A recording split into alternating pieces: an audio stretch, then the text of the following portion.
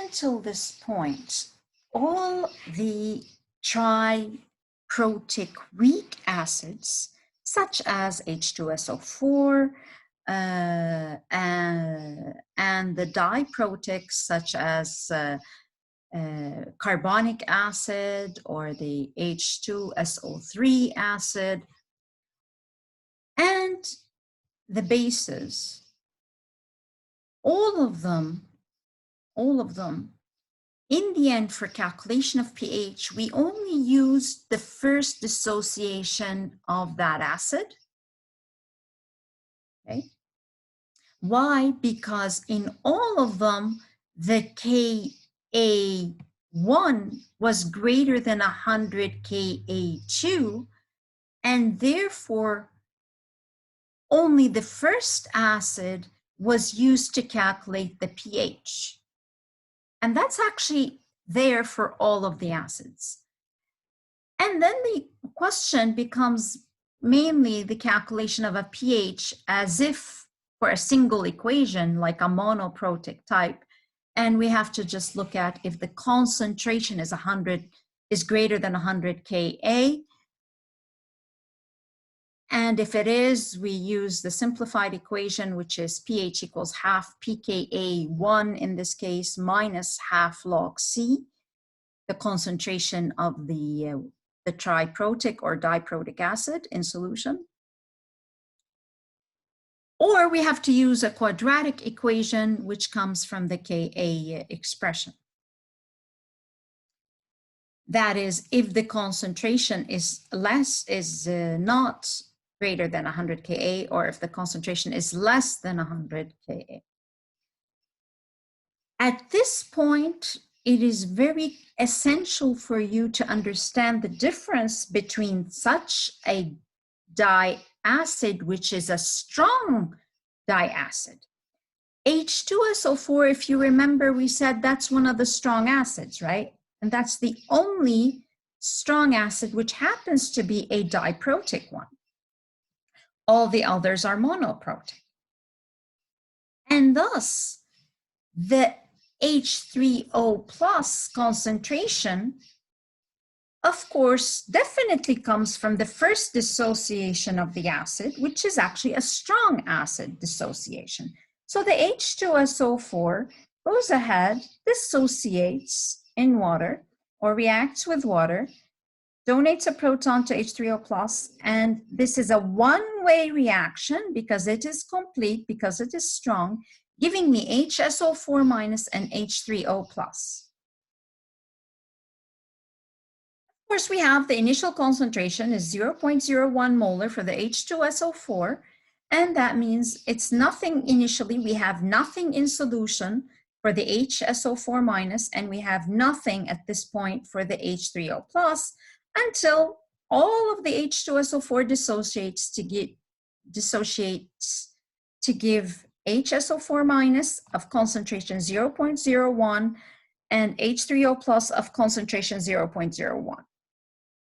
Now, in the majority of cases, this should be enough. Okay, great, I found the H3O plus, I should be done, and I should be able to calculate pH. However, look at the Ka of the second dissociation of this HSO4 minus. Look at it. Look at the Ka. Its ionization constant is 0.01, okay? Or the pKa is 2. Okay? So this has a fairly high acidity.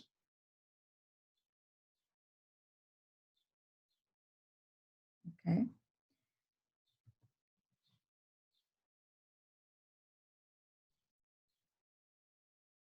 And now the HSO4 minus, it too can give me some H3O plus, which is significant in solution. And it might have been logical for us just to get, from this second partial dissociation equilibrium that I have initially is 0.01, and usually I would put here 0, 0, and then I would have products as X and X, and I can get the amount of H3O plus coming from this HSO4.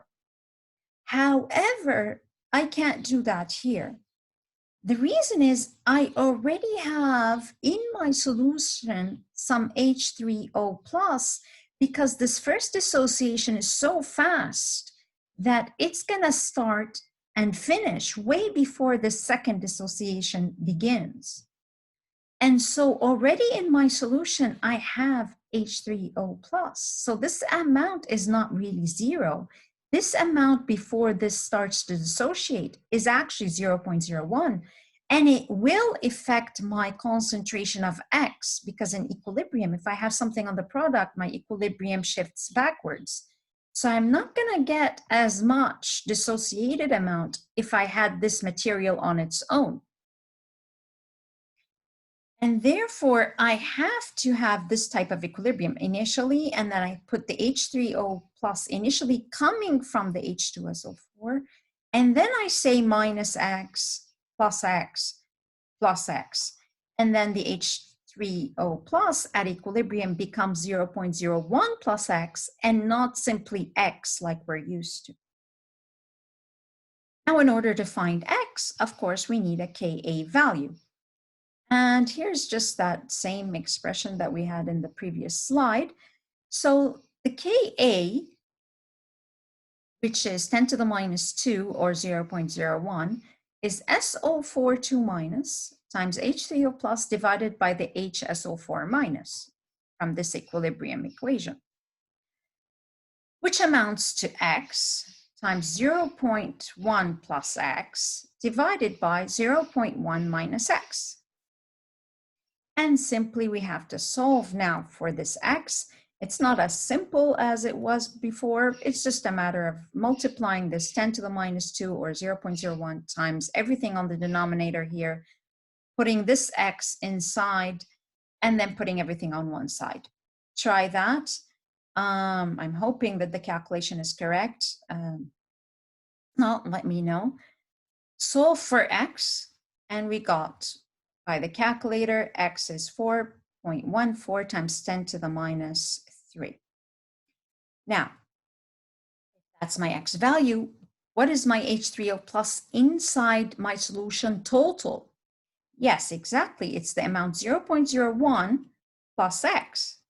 The 0.01 came from the first dissociation, and now this X is coming from the second, but which is also affected by the 0.01, which came from the first. Once we got that, okay, we end up getting 1.414 times 10 to the minus 2. That's my total H3O plus. And yes, look, it's a bit different than if I just used the amount from the strong acid on its own. pH is minus log of the total H plus concentration coming from both the strong and the weak, which has a high Ka value. Great. So the pH is 1.84. I also needed all the concentration of all species. So the first thing I will do is get the OH minus, because I have the H3O plus, and that's simply Kw divided by H3O plus, which becomes a number, whatever it is. And SO4 2 minus is simply my X, and there it is. HSO4 minus is 0.01 minus X, because some of it has redissociated it. And we calculate that. That's my X, and the number comes out to be 5.86 times 10 to the minus 3. How about the H2SO4? Well, I have none of it left, nada, zilch, zero, because it has all dissociated because it is a strong acid. Okay. Well, hope that helped.